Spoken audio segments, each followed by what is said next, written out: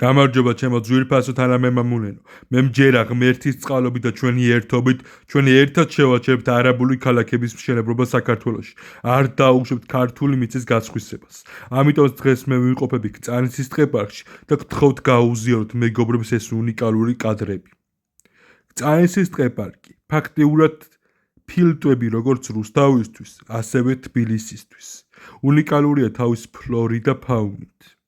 აქ ასწლოვანი ხეები არის.